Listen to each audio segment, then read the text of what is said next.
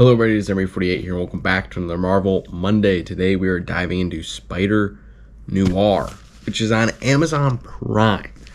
And this was incredible. You had the choice of watching this in authentic black and white or true hue color.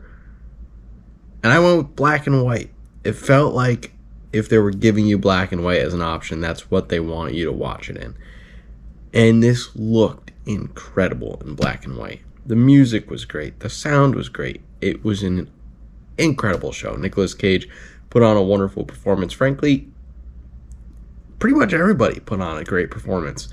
Really like the main villain, Silvermane. His actor did great. The actress for Kat did great. And Robbie. I haven't seen something in him that I don't like. So, that's a plus. Great show. Honestly, fun, whimsical. The action is still spectacular. I didn't know I needed to watch a Prohibition era black and white detective drama. And apparently now I do. Or I just need more Nicolas Cage in black and white pretending to be a spider, pretending to be a human. That's also a great combination. This was a great show. If you have not watched it, please take the time to watch it. It's maybe 6 hours, 6 to maybe 7 hours. And it is very well worth your time.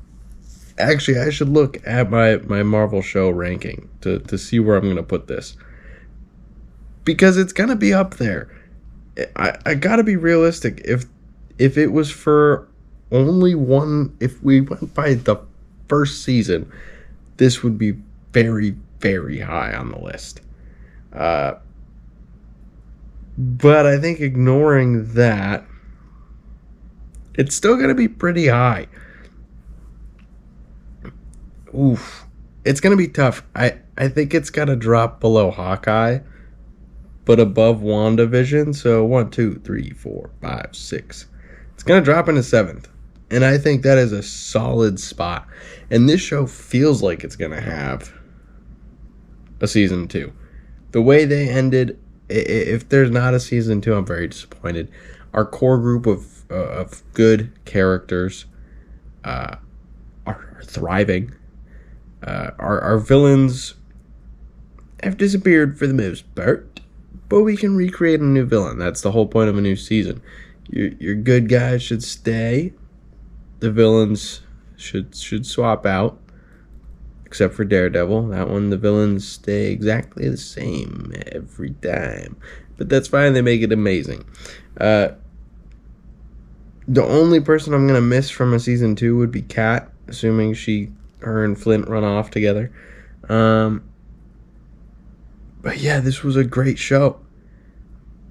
And I think with a season 2, it could jump into the top 5 discussion in Marvel. It's mostly because we don't have a lot of high quality Marvel shows. There's the ones that are just really good and they have a lot of seasons. And then there's everything else. So let's get into season 1 of Spider-Noir. Episode 1, Step Into My Office. Authentic black and white. Incredible. Great theme song. I know I said the music was good. The theme song, I didn't skip the intro a single time. I just sat here bobbing my head to the great theme song. Private investigator drama. Love it. This is my style. I really enjoyed Agent Carter. I knew that this was going to be my style. I didn't realize I was going to enjoy it as much as I did. There's a dude with flame powers. And Spider-Man is a private investigator. There's a New York City mobster. This is great. Mayoral corruption, mobsters, and superpowers. Who doesn't love New York? Just throw everything in it.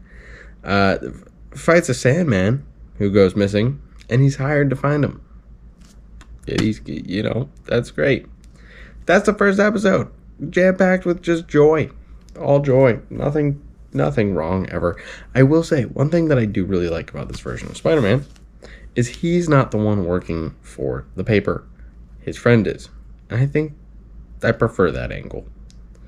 I thought that was a fun side character to add to Spider-Man is the reporter. It's not he's trying to be the reporter, because that always just felt a little awkward to me. Not trying to dish on Spider-Man here, but I did like this angle. Episode 2, Tread Lightly, which is what I'll try to do when I'm insulting Spider-Man. Sandman served in France with Fireman. The mobster knows Sandman, and Spider-Man is back and accidentally saves the mobster from the police. I picked up most of these people's names throughout the show, but just writing the generic term felt a lot more fun for me. Silvermane, I didn't feel like saying that. Mobster feels more fun. Episode 3, Double Cross. The mobster hires Ben, or Riley, to find his mole. A third person from the World War I group has powers. Riley frames the mobster's, gosh, I'm going to read that wrong every time, mobster's right hand for Cat's betrayal. The mobster kills the right hand, then shoots again. The victim is not seen. Episode 4, A Mistake I'll Never Make Again. The other one that is killed was the right hand's right hand, I guess. Sandman sees Cat telling Riley the whole story of just them, I guess, just life. Electricity. Electric Boy versus Spider. I struggle to call him Spider-Man. They just call him the Spider. In my head, he was Spider-Man for a while, and they never really called him that. The mayor uses it as a publicity stunt. Cat baits Riley into using spider powers, then they kiss. How sweet. Episode 5, Betrayal.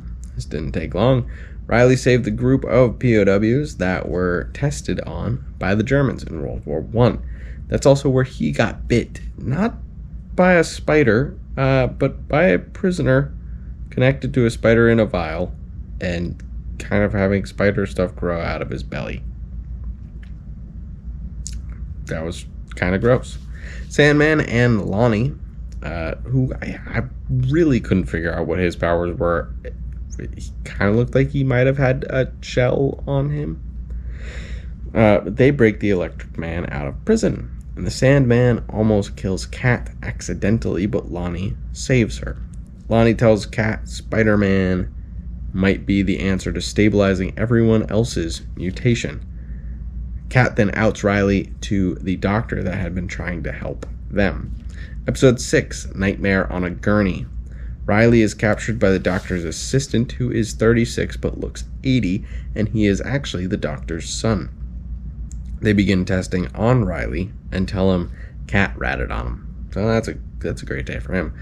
She finds a cure in Riley's liver, and the doctor wants to kill Riley. But the son refuses because Riley saved his life. The mobster and his powered crew arrive at the lab, and the electric dude kills the doctor and the son, and the laboratory explodes. But Riley got out with the antidote. Episode 7, Nobody's Hero. He changes into the spider fit while drunk to beat up some people mocking Spider-Man, which is just incredible. That's just hilarious. He's just drunk fighting some random dudes who are mocking the spider.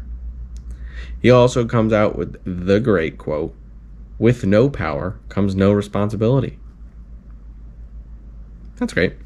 Robbie and the spider get Lonnie the antidote. Episode 8, The Man in the Mask. Riley is taken by Sandman and Electric Dude and separated from the antidote. Cat reveals everything to the mobster, and Robbie shows up as the spider. Electric Boy gives Robbie the antidote, that doesn't really do much. Spider versus Electric and Sand. Spider kills Sand between two cars, but they're superheroes, so they're never actually dead. Cat kills the monster, and he's just dead. She just shoots him. He's just dead out. The Sand guy reforms. They beat up the Spider. Electric attacks Cat. So Sand versus Electric. Electric was winning this substantially. So Spider saves Sand, killing Electric. Who, I'm just going to guess if there's a season 2, Electric didn't actually die. But maybe he did. And they give Sand the final antidote. So him and Cat can go live off their happy lives. And Riley and Cat tell each other to both go to hell. So, happy ending. Robbie does get his own newspaper at the end of this book at the end of this movie. So that's a plus. And his secretary gets her name on the door. Very cool. I'm hoping for a season 2. Season 1 was incredible. I do appreciate a show coming out all at once, but it is terrifying seeing just 8 episodes drop all in 1 second, because then, takes me a second to get through that, but that's okay. I like the binge watch anyway. Great season of Spider-Noir. Please don't just see this and think you've seen the show. Please watch this one. This one is definitely worth it. Let me know your thoughts on Spider-Noir in the comments down below. Thank you everybody so much for watching, and I hope you have a wonderful rest of your day.